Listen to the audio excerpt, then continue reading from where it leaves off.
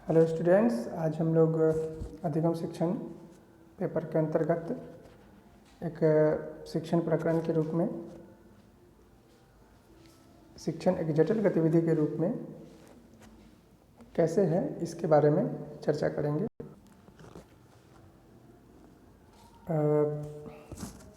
चूँकि शिक्षण एक महत्वपूर्ण विषय है अधिगम और शिक्षण पेपर का, तो हम लोग जानेंगे कि शिक्षण किस प्रकार से अधिगमकर्ता के लिए अलग स्थान रखता है और एक शिक्षक के लिए अलग स्थान रखता है। एक अधिगमकर्ता के नज़रिए से देखते हैं तो शिक्षण उतना जटिल नहीं दिखता जितना एक शिक्षक के दृष्टिकोण से दिखता है।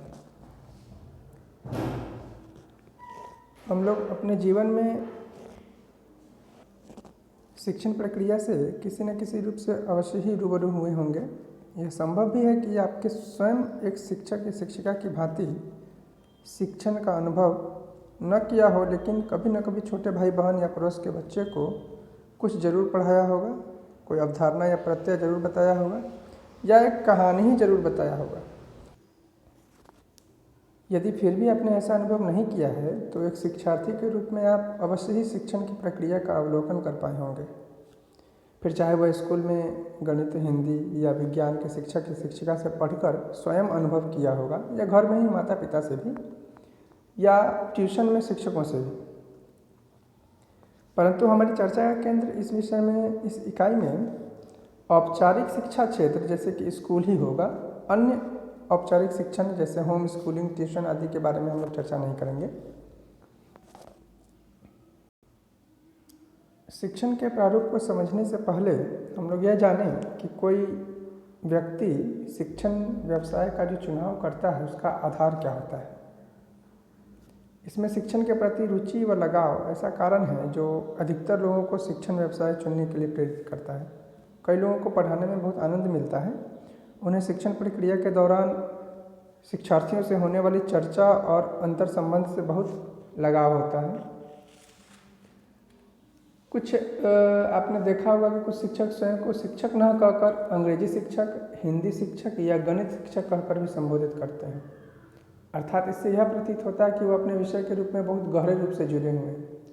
अर्थात विषय में रुचि, किसी विषय विशेष में रुचि भी उन्हें शिक्षक बनने के लिए प्रेरित करती है। ऐसे व्यक्ति उस विषय के बारे में जानने के लिए हमेशा उत्सुक रहते हैं और उस विषय का ज्ञान शिक्षार्थियों के साथ भी बांटने में उन्हें अच्छा लगता है। इसीलिए वे शिक्षण व्यवसाय का चुनाव करते हैं ताकि उन्हें यह अवसर सदैव मिलता रहे। आप भी अपने किसी शिक्षक या शिक्षिका को याद कर सकते हैं जो अपने विषय के प्रति काफ़ी उत्सुक रहते थे। शिक्षार्थियों के प्रति लगाव भी शिक्षण व्यवसाय को चुनने का मुख्य कारण बन सकता है। ऐसा बिल्कुल हो सकता है कि आप शिक्षण प्रक्रिया व किसी शिक्षण विषय में रुचि रखने के बजाय विद्यार्थियों के प्रति ही लगाव रखें। कई शिक्षक शिक्षण व्यवसाय की स्थिति व तनख्वाह से संतुष्ट न होने के बाद भी केवल विद्यार्थियों को पढ़ाने के लिए इस व्यवसाय में बने रहते हैं ताकि उनका भविष्य बना रह सके। इसके अतिरिक्त कई लोग शैक्षिक जीवन बांटने के लिए इस व्यवसाय का चुनाव करते हैं। वे लोग अपना संपूर्ण जीवन केवल शिक्षा को पाने और बांटने में बिताना चाहते हैं। शिक्षण व्यवसाय को चुनने का कारण इस पेशे में मिलने का लाभ भी हो सकता है। शिक्षण व्यवसाय की समयावधि अन्य व्यवसाय की समयावधि से कम होती है, इसलिए भी कई लोग इसका चयन करते हैं। लोग कहते हैं कि यह केवल आधे दिन की नौकरी है। इसके आधार पर उन्हें अन्य कार्य करने के भी छुट्टियां मिल जाती हैं। वर्णित हम लोग अभी देख रहे हैं कि सारे कारण जो हैं किसी व्यक्ति को शिक्षण व्यवसाय चुनने में और उसमें बने रहने के लिए अभिप्रेरित करती है। तो यही वे विभिन्न कारण थे जो किसी एक शिक्षक को शिक्षक बनाने के लिए या बनने के लिए अभिप्रेरित करती है। ये इन कारणों के बाद हम लोग आगे चर्चा करेंगे। हमारे भारतीय संदर्भ में शिक्षण, हमारे भारतीय संदर्भ में शिक्षण का प्रारूप कैसा है, हम क्या समझते हैं एक शिक्षक और उसके पद को लेकर, इस बारे में जानते हैं। शिक्षण व्यवसाय और शैक्षिक प्रक्रिया के बारे में गहन विश्लेषण करने के लिए यह आवश्यक है कि आप इसको भारतीय संदर्भ में समझें। शिक्षण व्यवसाय के बारे में भारतीय समाज में क्या रवैया है और किस प्रकार की विचारधारा है, इसको समझने के लिए हमें शैक्षिक प्रक्रिया को पूर्ण रूप से जानना होगा। भारतीय समाज में शिक्षक व्यवसाय के प्रति लोगों की मानसिकता से पता लगता है कि व्यवसाय कोई भी व्यक्ति कर सकता है। मतलब यह भारतीयों की आम सोच है कि इस व्यवसाय को करने के लिए किसी खास योग्यता की ज़रूरत नहीं होती है। अक्सर यह भी माना जाता है कि औसत योग्यता वाला व्यक्ति भी इस व्यवसाय को सरलता से कर सकता है। इस मानसिकता का कारण यह भी हो सकता है कि लोग अनौपचारिक शिक्षा जैसे ट्यूशन पढ़ाना या घर में बच्चों को पढ़ाना और औपचारिक संस्था जैसे स्कूल में शिक्षण के बीच अंतर अनुभव कर पाने में असमर्थ हो रहे हैं। इसके साथ ही लोगों को लगता है कि बहुत कम पढ़ा लिखा व्यक्ति भी शिक्षण व्यवसाय को चुन सकता है, क्योंकि यह बहुत चुनौतीपूर्ण प्रतीत नहीं होती है। यह बाहरी दृष्टिकोण से देखा जा रहा है। शैक्षिक योग्यता दृष्टिकोण से भी आप पाएंगे कि स्कूल में शिक्षक बनने के लिए 12वीं कक्षा के पश्चात केवल 2 वर्ष शिक्षण क्षेत्र में डिप्लोमा कर लेने के बाद आप आवेदन कर सकते हैं, जबकि अन्य रोजगारों में जैसे वकालत, डॉक्टरी या प्रबंधन आदि में इसकी अवधि, कोर्स की अवधि अधिक होती है और समय भी अधिक देना होता है। रोजगार के संबंध में हमें शिक्षण व्यवसाय के लिए यह देखने को मिलता है कि इस व्यवसाय के लिए बहुत बड़ी मात्रा में आवेदन पत्र प्राप्त किए जाते हैं, क्योंकि शिक्षण व्यवसाय में आप किसी भी स्ट्रीम या विषय में स्नातक करके 2 वर्ष का बीएड प्रोग्राम करके शिक्षक पद के लिए नियुक्त किए जाते हैं। लेकिन अगर थोड़ा पीछे देखें, अर्थात शिक्षण का इतिहास देखें, तो शिक्षण व्यवसाय के संबंध में ऐतिहासिक दृष्टिकोण पर नज़र डालने पर हमें वर्तमान में इसके स्वरूप को समझने में मदद मिलेगी। पूर्व ब्रिटिश काल की बात की जाए तो भारत में शिक्षण व्यवसाय को बहुत ऊंचा दर्जा दिया गया था। यह शिक्षण प्रक्रिया मुख्य रूप से गुरु और शिष्य के बीच में होती थी। उनके आश्रम में लोग अपने बच्चों को ज्ञान प्राप्त करने हेतु गुरु के पास भेजते थे। गुरु का स्थान शिष्यों और अभिभावकों दोनों के नज़रों में काफ़ी ऊंचा था। इस ज्ञान के बदले शिष्य गुरु को कुछ दक्षिणा देते थे, जो उनके लिए आवश्यक सामग्री ही हुआ करती थी। गुरु अपने शिक्षण से संतुष्ट भी होते थे। गुरु ही शिष्यों को पढ़ाए जाने वाले पाठ्यक्रम का भी चुनाव करते थे। उस ज्ञान को किस तरह से संचारित करना है, इसका भी निर्णय स्वयं ही लेते थे। बाद में ब्रिटिश काल में शिक्षण व्यवसाय में काफ़ी बदलाव आया और औपनिवेशिक काल में शिक्षण व्यवसाय को सरकार ने अपने अधीन कर लिया था। अब शिक्षक को एक निर्धारित तनख्वाह पर नौकरी पर रखा जाने लगा। शिक्षकों को पहले सरकार द्वारा पहले से तैयार पाठ्यक्रम दिया जाने लगा, जो उन्हें निर्धारित समयावधि में पूरा करना होता था। शिक्षकों के पास अब यह अधिकार नहीं रह गया था कि वह पाठ्य वस्तु का निर्माण करें या विधियों का चुनाव करें। सरकार द्वारा मिलने वाली तनख्वाह के कारण अब शिक्षकों को विद्यार्थी की ओर से मिलने वाली सामग्री भी समाप्त हो गई थी। शिक्षकों को शिक्षण के अतिरिक्त विद्यार्थियों के दाखिलों का रिकॉर्ड भी रखना होता था, परीक्षा संबंधी रिकॉर्ड रखना होता था, आदि आदि कई अन्य काम भी करने होते थे। मतलब प्रशासनिक कार्य भी धीरे धीरे उनके हाथों में आने लगे। शिक्षण के अलावा जिसका शिक्षण से कोई लेना देना नहीं था, जैसे बच्चों को पोलियो की दवा पिलाना, जनगणना कार्य देना या मतदान ड्यूटी देना आदि आदि, वर्णित सभी कारणों की वजह से शिक्षण व्यवसाय को निचले स्तर के व्यवसाय के रूप में देखा जाने लगा। शिक्षण का जो स्वरूप था, यह व्यवसाय का जो स्तर था, थोड़ा गिरता हुआ प्रतीत होने लगा। इतिहास में आए इस व्यवसाय के स्वरूप के बदलाव को हम आज भी देखते हैं। यह बदलाव आज भी हम लोग देखते हैं और यह दिखता है।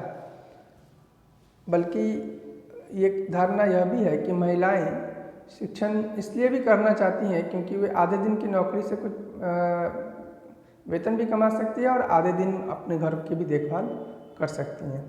मतलब इस प्रकार की चर्चा से हम लोग यह देख पा रहे हैं कि भारतीय समाज में शिक्षण व्यवसाय को एक सरल व्यवसाय के रूप में देखा जाने लगा है। किंतु क्या यह वास्तव में सरल है, इसके बारे में हम लोग आगे चर्चा करेंगे। आगे हम लोग यह जानेंगे कि ऐसा है नहीं, बल्कि शिक्षण वास्तव में एक जटिल गतिविधि के रूप में है।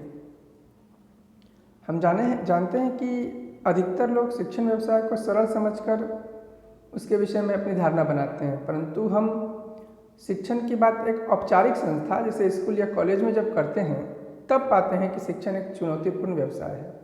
औपचारिक संस्थानों में इस व्यवसाय को समझने पर हम पाते हैं कि यह गतिविधि एक जटिल गतिविधि है और इस गतिविधि को समझने के लिए हम लोग इसे आगे बिंदुवार समझेंगे, जो आप लोगों को प्रश्न बनाने में भी आसानी होगी। शिक्षण एक जटिल गतिविधियों के रूप में कैसे है और वो जटिलताएं क्या हैं, आइए आगे देखते हैं। पहला बिंदु के रूप में जो है विद्यार्थियों की अनुक्रियाओं का अनुमान न लगा पाना। शैक्षिक प्रक्रिया के अंतर्गत शिक्षकों के सामने सबसे बड़ी समस्या यही आती है कि वे पहले से यह अनुमान नहीं लगा पाते कि किसी प्रत्यय या अवधारणा जिसे बताया जा रहा है शिक्षक के द्वारा विद्यार्थियों की, उसको लेकर विद्यार्थियों की अनुक्रिया क्या होगी। शिक्षण के परिणामों का न तो अनुमान लगाया जा सकता है और न ही ये परिणाम संगत भी होते हैं, अर्थात अगर आप लगा भी रहे हैं तो परिणाम वास्तव में वही है या नहीं, समस्या आप समझ भी नहीं पाएंगे। शिक्षण अधिगम प्रक्रिया का पूर्ण रूप से सफल होना भी केवल एक ओर से नहीं हो सकता, अर्थात केवल शिक्षक ही चाहे कि सब सफल हो जाए, यह भी संभव नहीं है। इसके बहुत से कारक जैसे विषय वस्तु के प्रति रुचि, शिक्षक या शिक्षिका की विषय पर पकड़, कक्षा का वातावरण, शिक्षक की चुनी गई पद्धति या शिक्षण अधिगम की सामग्री आदि आदि ऐसे कई कारक हैं जो एक साथ मिलकर किसी शिक्षण को सफल बनाने में महत्वपूर्ण भूमिका निभाते हैं। इन सभी तत्वों के सुचारू रूप से काम करने पर भी विद्यार्थियों की अनुक्रियाओं का 100% अनुमान लगाना असंभव साबित हो जाता है। फिर भी समस्या आती है। एक शिक्षक या शिक्षिका चाहे कितना भी बेहतर पाठ्य योजना बना ले, परंतु शिक्षण के दौरान बच्चों का कक्षा में शांत रहना या बीच में बोरियत को अनुभव करना, यह विषय के बारे में बच्चों के द्वारा उलझन महसूस करना आदि के आधार पर भी यह नहीं कहा जा सकता कि बच्चों ने किसी प्रत्यय को कितना समझा है, कितना नहीं समझा है। मूल्यांकन एक रूप हो सकता है इसे जांच करने का, लेकिन वह भी ठीक अनुमान नहीं देता है।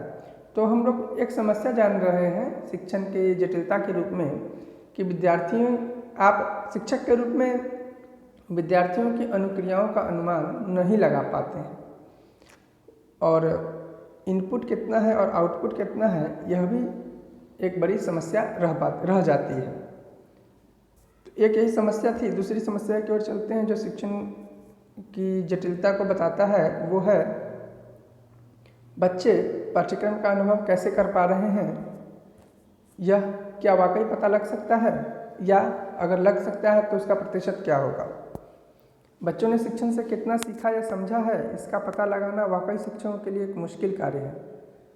शिक्षण का श्रेष्ठतम उद्देश्य यह है कि बच्चों की संसार के तत्वों के बारे में एक गहरी समझ बने, परंतु विद्यार्थियों ने समझा है या नहीं समझा है, या जिस प्रकार से समझने का उसका उद्देश्य था उस प्रकार से समझा है कि नहीं, यह पता कर पाना मुश्किल हो जाता है।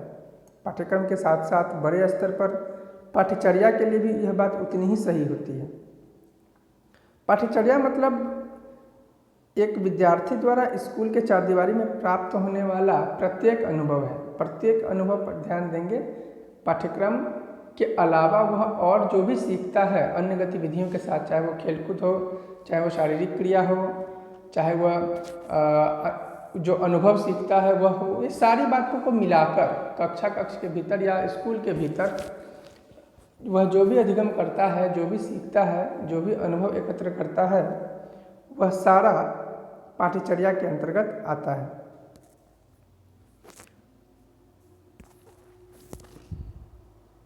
बच्चे पाठ्यक्रम का अनुभव कैसे कर पा रहे हैं, इसके बारे में एक उदाहरण लेते हैं। दो बच्चों का समूह बनाते हैं और कुछ बच्चों को स्कूल में वृक्षों के बारे में जानकारी एकत्र करने के लिए कहते हैं और कुछ बच्चों को मिट्टी के नमूनों के रूप को जांच करने के लिए कहते हैं। इस कार्य के संपन्न होने के बाद कक्ष में एक चर्चा रखी जाती है जिसमें सारे बच्चे उपस्थित होते हैं। यहाँ एक शिक्षक को ध्यान देना चाहिए कि जब चर्चा होती है किसी एक विषय के बारे में, अर्थात अगर आप वृक्षों के बारे में चर्चा करते हैं जिसके बारे में जानकारी कुछ विद्यार्थियों ने लाया है, तब हम पाएंगे कि इस समूह से इतर जो अन्य समूह हैं वो इस चर्चा में बहुत अधिक रुचि नहीं लेते हैं, क्योंकि वह स्वयं उस कार्य में सम्मिलित नहीं थे।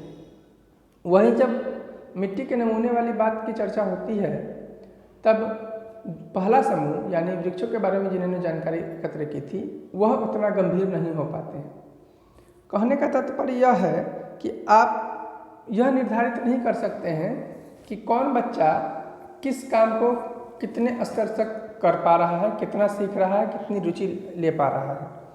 अर्थात बच्चे पाठ्यक्रम का अनुभव किस प्रकार कर रहे हैं यह कठिन हो जाता है जानकारी लेना।